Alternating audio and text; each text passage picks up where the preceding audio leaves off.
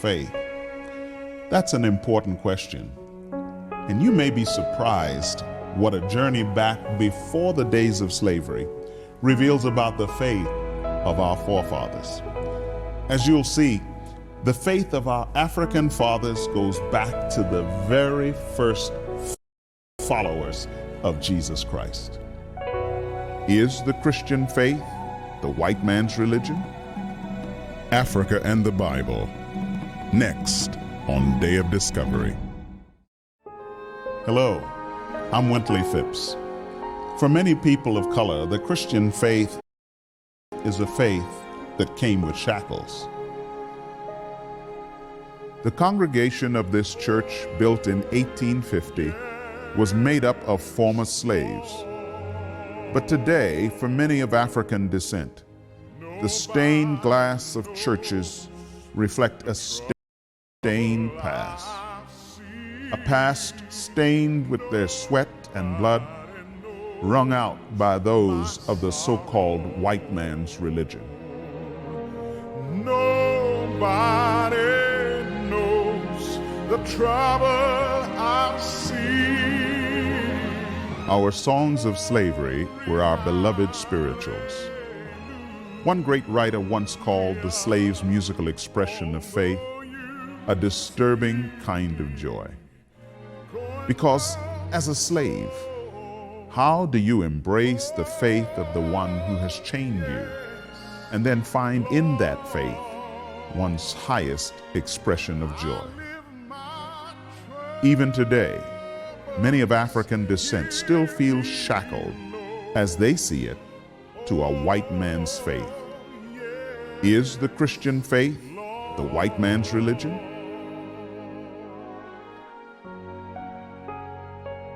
Desmond Armstrong wanted to know more about the roots of his faith. Desmond is a former Olympic and World Cup soccer player. Today, he's the father of 6 children, and he wanted them to know why they are a Christian family, why they follow Jesus and his teaching. And so he began a journey to understand his spiritual heritage.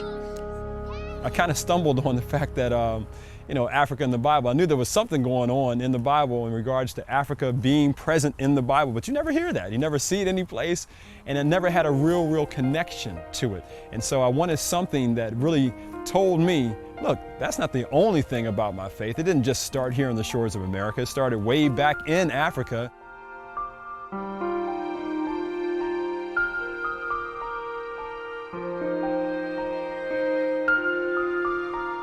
Desmond studied his Bible and other books. Then he also decided to visit a class held in Boston at the Center of Urban Ministerial Education, an extension of Gordon Conwell Theological Seminary. The class was made up of an ethnically diverse group of graduate students, laypersons, and clergy. The title of the course piqued Desmond's interest: Africa and Great Africans in the Bible. His only reservation was its teacher, who by all appearances was a most unlikely source of information on Black history, Dr. Catherine Krager. One of the important figures of North Africa was the Bishop of Carthage. His name was Quod Vult Deus. That means what God wills. And he was a colleague of St. Augustine. And here we see a picture of Quod Vult Deus. However, he can also be seen with his black skin where he is buried, and the mosaic over shows that he clearly has dark skin in the San Gennaro catacomb in Naples. She was deep. She had her history down. She had a passion, even at her age. She was passionate. I mean, I felt like I need to get on the ball because this woman, she's got more energy than I do. Well, sir, he's not dead tonight. He's alive with a rousing good sermon for all you sinners who want to find Jesus from 450 AD.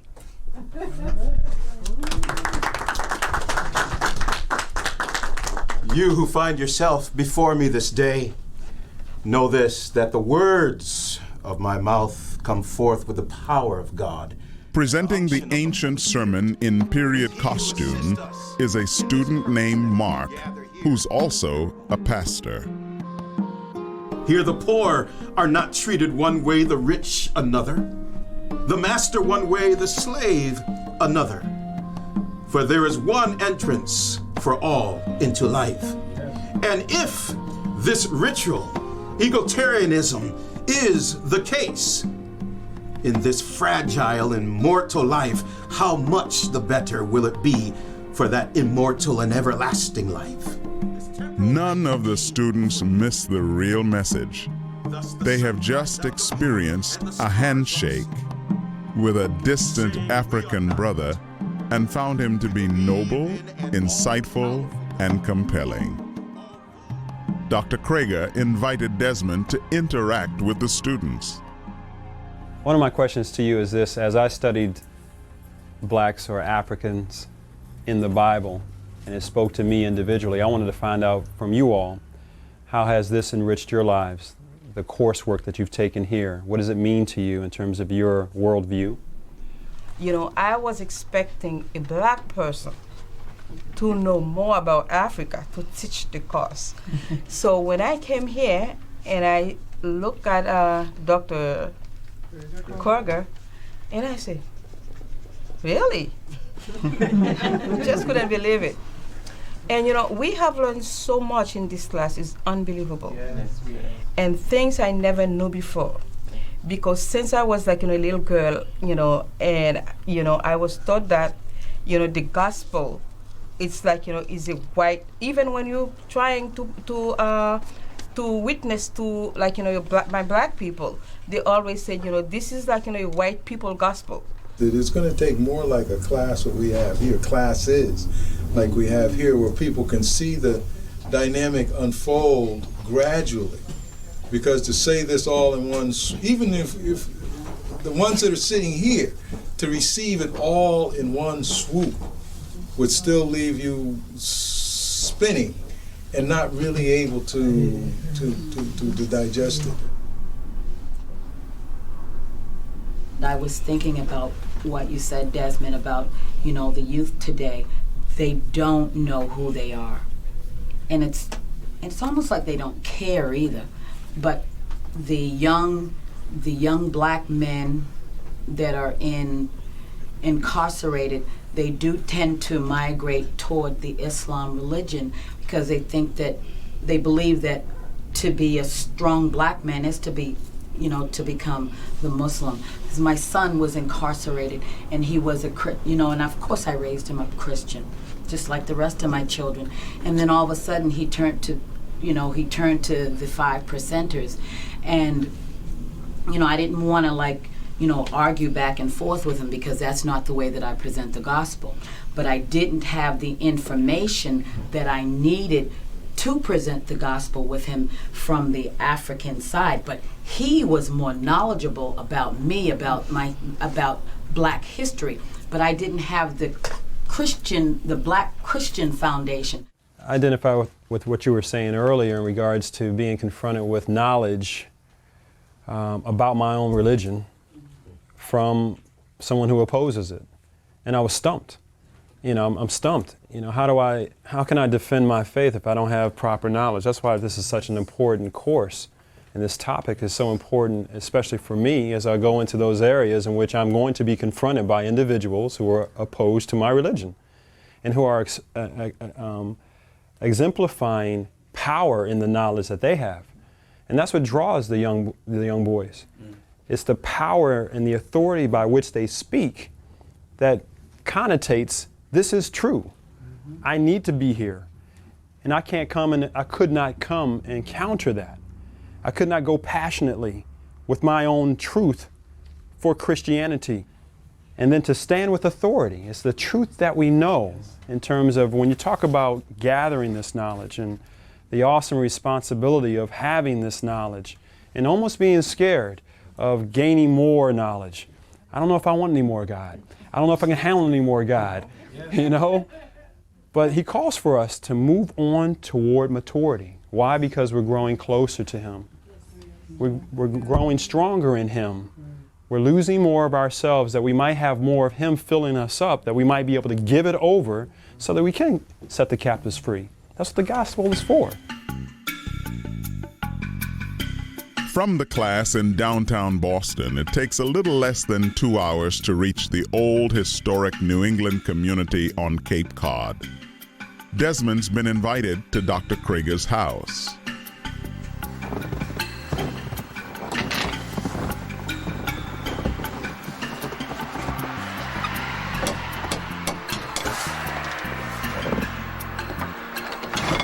Well, hi, you found me. Yes, I All did. the way on Pleasure. Cape Cod. Bless your heart, come in. Well, great-great-grandmother built this while great-great-grandfather was at sea in 1799, and it's been in the family ever since. Now, this used to be the front parlor where grand people were entertained. You're a grand person, so I'll bring you in here. Here in 1802, the town fathers met and divided up the town of Brewster from the town of Harwich. They were having a church fight, and they weren't getting along too well. So what came out of that? Well, the town of Brewster was formed. They were so mad they spattered ink all over the desk. And great-great-grandfather became the first representative to the House of Representatives in Boston. And you talk about your great-great-grandfather. You have a great and long lineage here. Look at this bed. This is where my ancestors were conceived, born, and died, and I live in the same house with it. I have this very strong sense of history, and it's so important. And oh, that we could find this kind of history for African American people. No question, you have a lot of things that are passed down from generation to generation that link you to your past. As for me, I can only go back as far as my grandmother's grandmother. So I find that I want to go back further, maybe to Africa, but it's cut off for me. Well, I believe there are ways of tracing it, and they're difficult. Often people haven't cared, they have mislaid things, but they can be retrieved inch by inch. It takes a lot of effort, but it's important to do. All of us need to know who we are and where we came from, what our roots were. No question, I think your research gives us a great opportunity as African Americans to then trace that back as you're talking. And also to understand what our spiritual roots are. Faith of our fathers, holy faith, such precious and wonderful saints of God that were Africans. We need to claim that faith. All of us need that. But it's so important, I think, for African Americans to understand what their tradition is. Here's a book you might be interested in.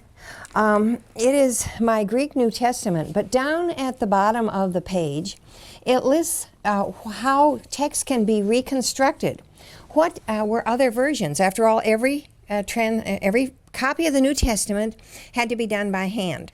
I've told you about Quod Vult Deus, the Bishop of Carthage. Look how important he is. Again and again, he is quoted, and I underline every time that he turns up because he's so important in the history of preservation of the Scriptures and interpretation of the Scriptures. Dr. Catherine Krieger is not content to simply teach classes about Africa and great Africans in the Bible. Though now in her 80s, she's leading a study tour to Africa, and she'll tell you why. To instill in persons of African descent a sense of confidence in God's love for them, in God's empowerment for them, in God's place of importance for them. The main motivation for my attending the study tour was really to find out truth and really deal with a lot of the misconceptions that I've experienced as an African American from my own people, and from people of other heritages as well.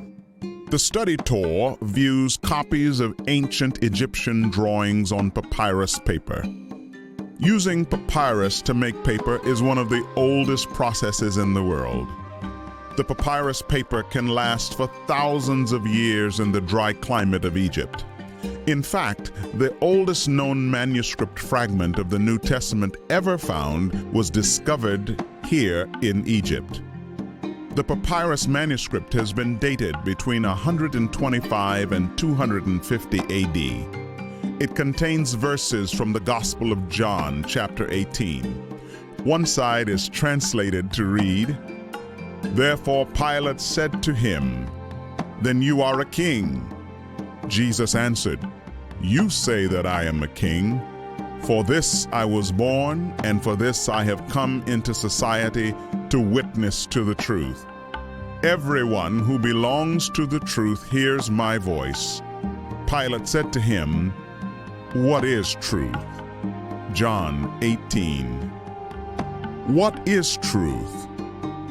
This fragment stands as a witness and as evidence not only to the truth about Jesus the King, but the truth about the story of Jesus reaching Africa, just a few decades after the Apostle John originally wrote his gospel. Jerusalem is only a few days' walk from Egypt.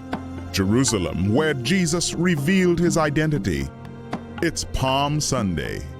These Ethiopian Orthodox Christians carry palm branches as reminders of the day when Jesus entered Jerusalem, welcomed with palm branches by the Jewish people, welcomed as the Messiah, the King, just a few days before he was crucified. What is interesting is that these Ethiopian Orthodox Christians trace their spiritual beginnings back to one man, back to one of the first Gentiles to follow Jesus, the man the Bible names as the Ethiopian eunuch. And behold, there was an Ethiopian eunuch, a court official of Candace, queen of the Ethiopians, who was in charge of all her treasure, and he had come to Jerusalem to worship. Acts chapter 8. But did the Ethiopian eunuch actually come from the country we know today as Ethiopia? Now, of course, there's also the key passage in Acts 8 about the so-called Ethiopian eunuch. And that can be somewhat misleading because the term Ethiopia comes from the Greek word Aethiopes, which meant literally sunburned face. And this was used by the Greeks of natives who were of dark complexion, including natives in India, but primarily the area south of Egypt, which is today the modern country of the Sudan. Now, we know more specifically the exact location of the kingdom from which this official came, because he is called the treasurer of Queen Candace. And Candace is derived from a title called Kandake, which is the name of the queen mother of the kingdom of Meroe. German author and scholar Dr. Roland Werner has researched Christian history in Africa. But we do not only find it in the Bible, we also have a lot of inscriptions in old Meroitic temples in the north of Sudan that give this title of the Queen Mother Candace. So we can clearly identify the country that this man in Acts 8 came from. He came from Meroe. And the Meroitic Empire, again, was a very powerful empire, and it was often ruled by a queen mother by the name of Katoki or Kandake, or as we say in English, of Candace. And here we have a sandstone relief of one of these queens. We don't know her name, but what is interesting is that she is portrayed in a very African way. She has two Egyptian goddesses on either side, and these goddesses have these amphora, or these jugs, over their knees with water pouring out. This is to symbolize the abundance of water, of life that comes from the Nile, and that she, as the queen, provides in a way for her people. There is a bracelet that once adorned the arm of a Kandasi from the 1st century A.D. Was she the queen for whom the royal treasurer went to Jerusalem? Well, we don't know. The church fathers were very much excited by the story of how Philip had brought an Ethiopian treasurer, a high court official, to Christ, because they knew that meant that the gospel had gone deep into Africa and that it had been taken by a dark-skinned person. As Philip approached the carriage, he heard the Meroitic court official reading out loud a portion from the book of Isaiah, which he had bought in Jerusalem, probably in Greek. And the reason we know that he was able to understand Greek is that we have evidence that at this time Greek was used as a court language in the kingdom of Meroe. So they were able to converse in a common language, and they spoke about what this meant. And Philip asked him, "Do you understand what you read?" And the Meroitic court official said, "How can I unless somebody explains it to me?" And then this is this beautiful story of how he then decided to be baptized. He understood what the prophecy meant and how it had been fulfilled in Jesus. The prophecy describes a suffering Messiah. He was led like a sheep to the slaughter, and as a lamb before the shearer is silent, so he did not open his mouth. In his humiliation he was deprived of justice. Who can speak for his descendants? For his life was taken from the earth. Acts chapter 8. Now we don't know what happened to this man afterwards. It says in Acts 8 that he went on his way rejoicing, and probably he was rejoicing all the way till he was back down in the Sudan. Church history is throughout the last 2,000 years almost has been very Eurocentric. Usually we've seen it in the art that we've seen that kind of the post-medieval period paintings that we've seen in the Coptic churches portray white Jesuses, and that reflects the history of a Eurocentric focus on Christ, on the church, and we say it today. That among African Americans, we say we struggle with Christianity is a white man's religion, and that's the attraction to Islam. But I think the implications of this trip are just tremendous. That this isn't a white man's religion, but it's everybody's religion, and I just think the implications are strong for the black church, for the white church, for moving away from a Eurocentric focus on Christianity to an all-inclusive one. The church began as a Jewish Christian movement, first of all. All the early disciples, Jesus himself, Paul, were all Jewish. And gradually, through especially the efforts of Paul, more and more Gentiles, non-Jews, were converted. Paul's journeys are sort of north by northwest. He becomes a sort of poster child, among other things, of European Christianity. He's the first person to take Christianity to Europe. He goes to Greece, right? He crosses over from Asia Minor, and he's now in Europe. And he writes to Rome. He's in contact with Christians throughout Greece, and this is how Christianity gets its start. First of all, we have an unbalanced and skewed picture of the spread of Christianity because our best narrative sources are centered around the mission of St. Paul. Now, if you're not a person of European descent, but you're a Christian, there can be a kind of dissonance there, right? It could be a kind of disconnect. Well, ancient Christianity has been African too, not just European. It's been European, it is European, but it's African too. And it's been African at least as long as it was European. And that Christianity isn't something that arrived on African shores, in the modern period with European colonialism. We always see physical portrayals of Jesus as being blonde hair, blue-eyed, lily-white skin. And for us, at least in the Deep South, there was always a belief that, God's white.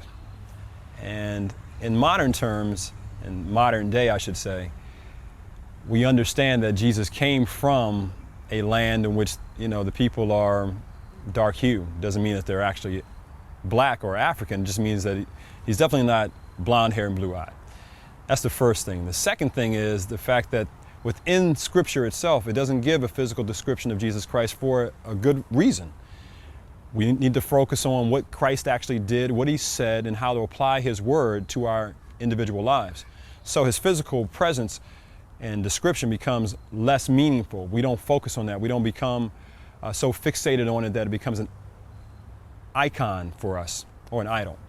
But that Jesus himself, who he is, the presence of him, becomes so much more powerful for us based off of his word.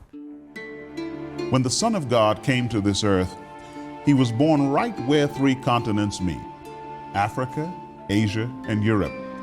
And Jesus lived and died and rose again in the land of Israel, right at the crossroads where people of all colors would trade and travel. Jesus strategically came to all nations, and he purposely came to make us one in him. There is neither Jew nor Greek, There is neither slave nor free man. There is neither male nor female, for you are all one in Christ Jesus. I'm Wintley Phipps.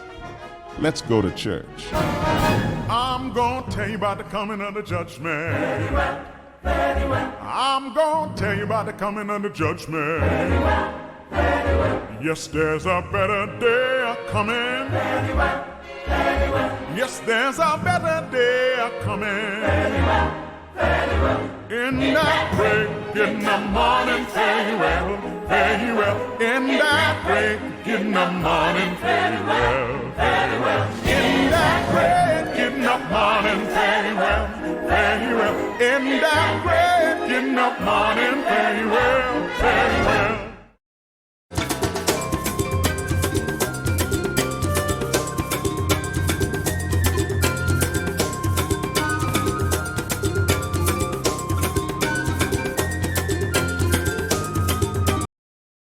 Morning, very well, very well. In that break in the morning, very well, very well. In that break in the morning, very well, very well. In that break in the morning, very well, very well.